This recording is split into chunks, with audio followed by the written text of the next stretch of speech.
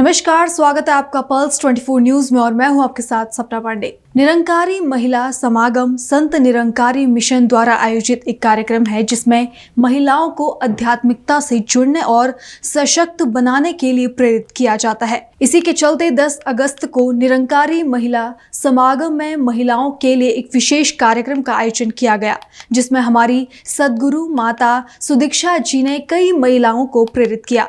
इस समागम में महिलाओं को आध्यात्मिकता, प्रेम और परमात्मा के बारे में समझाया गया, जिसमें हजारों की संख्या में महिलाएं मौजूद थी, जिसमें विशेषकर राष्ट्रीय उपाध्यक्ष श्रीमती नेहा जोशी, जिला अध्यक्ष सरिता लिंगवाल शामिल थी और दिल्ली से आई हुई सेंटर ज्ञान प्राचार्यिका मंजू जैन ने सदगुरु माता जी के विचारों को साझा किया। वहीं महिलाओं को समर्पित इस विशेष कार्यक्रम में हमारे संवाददाता वीएस रावत ने महिलाओं से बात कर निरंकारी महिला समागम का महत्व जाना। देखिए ये पूरी रिपोर्ट।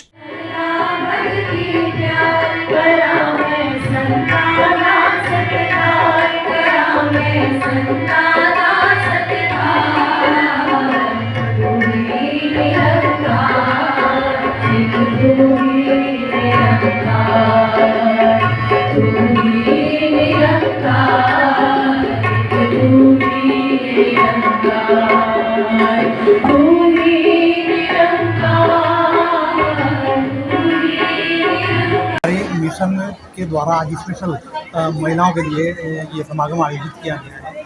क्या इसके पीछे मैसेज है और क्या संदेश आप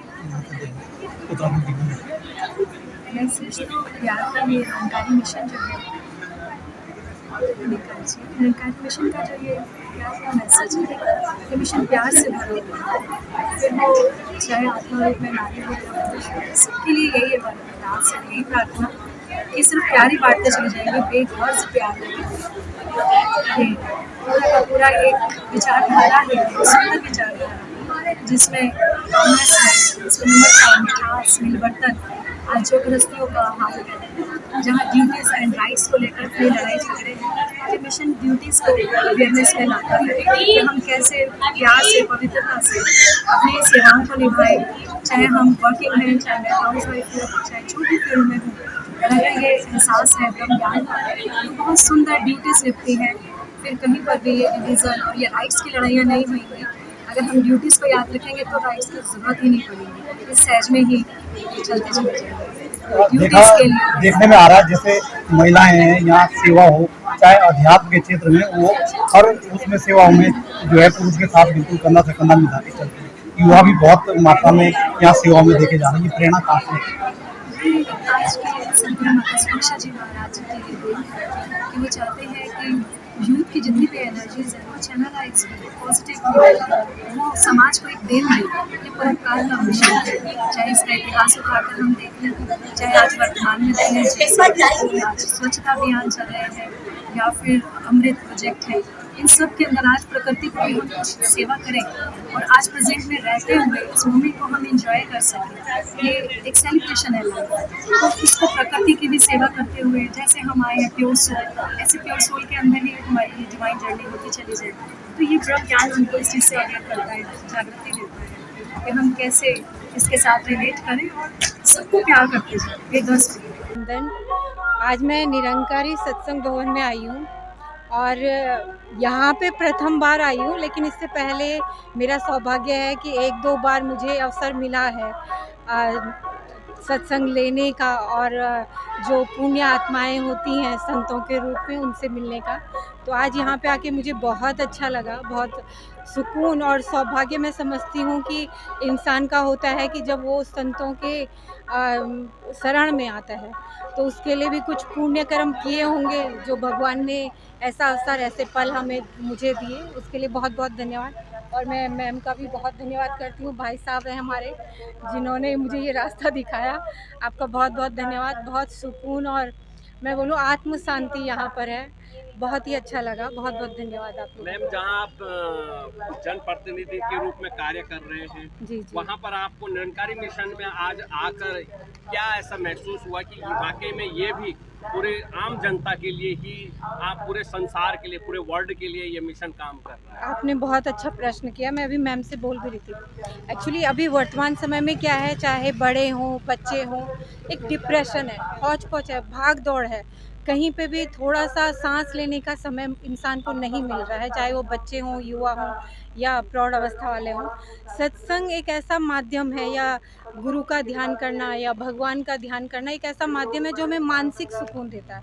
और जब हमारा मन और मस्तिष्क स्वस्थ होगा, तभी हम जीवन में सफल हो सकते हैं। तो ये सब जो क्रियाकलाप हैं, ये बहुत ज़रूरी है आम जन तक पहुँचना, ताकि थोड़ा-सा इसे आप आत्म-मंथन कह लीजिए, मेडिटेशन कह लीजिए या खुद को समझना कह लीजिए, जो भी आप इसे नाम देना चाहें, लेकिन बहुत आवश्यक है कि हम समझें कि हम क्या हैं, हमें क्या करना चाहिए, किस रास्ते जाना चाहिए और किस रास्ते नहीं जाना। उसके लिए गुरु का मार्गदर्शन होना ज़रूरी है। तो इसलिए आम जन तक इस चीज़ को पहुँचाना और आम जन का जोड़ना बहुत ज़रूरी है। धन्यवाद मैम, बहुत बहुत धन्यवाद। चलो, आध्यात्मिकता के क्षेत्र में संत निरंकारी मिशन द्वारा महिलाओं के लिए अलग से समागम और बाल समागम अलग से, और साथ में सामाजिक सेवाएं, तो क्या प्रेरणा ये संसार को देने जा रहे हैं सच में? संसार को यही प्रेरणा है कि बहनें भी अपने फील्ड में अपनी गुरु की बात जो उन्होंने पाया है रहमत सतगुरु से, इस पार ब्रह्म परमात्मा को, और उसको पाने के बाद कहते हैं ना, एक को जानो एक को मानो एक हो जाओ, फिर एक होने की वो अवस्था, उसकी प्राप्ति के लिए ये प्रयास हो रहे हैं। हम संगत में आते हैं और महात्माओं के अनमोल वचन सुनते हैं, जिससे हमारी परिस्थितियाँ, जो हमारी दिशा है और दशा, दोनों में सुधार होता है। और बहनों का ये भी प्रयास रहता है कि बहनें अपने साथ नन्हे नन्हे बच्चों को भी लेके आती हैं। कहा भी है कि जननी जने तो भगत जन, या दाता या छोर, नहीं तो जननी बांझ भली काहे गवाए लो। तो इसीलिए बहनों को ज़्यादा प्रोत्साहित किया जाता है, ताकि बहनें मिशन का संदेश जन जन तक पहुंचा पाएँ और घरों की परिस्थितियों को एक सुंदर स्वरूप लिखा है कि जिसका ना। जैसा कि आप देख रहे हैं, आज महिला निरंकारी संत समागम केवल महिलाओं के लिए था, और वो विशाल रूप में यहाँ पर आज मनाया जा रहा है। यहाँ पर संत निरंकारी मिशन के द्वारा और सतगुरु माता सुदीक्षा जी के द्वारा एक बहुत विशाल निरंकारी संत समागम जो हुआ है। यहाँ पर कम से कम 10 से 15 हज़ार बहनें घर को अपने मेंटेन करके यहाँ पर पहुंची हैं, और सतगुरु माता सुदीक्षा जी का जो मिशन का जो हमारा जो प्रचार है, प्रसार है, वो नारी शक्ति के ही रूप में उभर कर सामने आता है। तो यही जो आज आपने सबने देखा, ये निरंकारी मिशन में बहनों का योगदान और बहनों की एकमात्र शक्ति, ये यहाँ पर दिखने को मिलती है।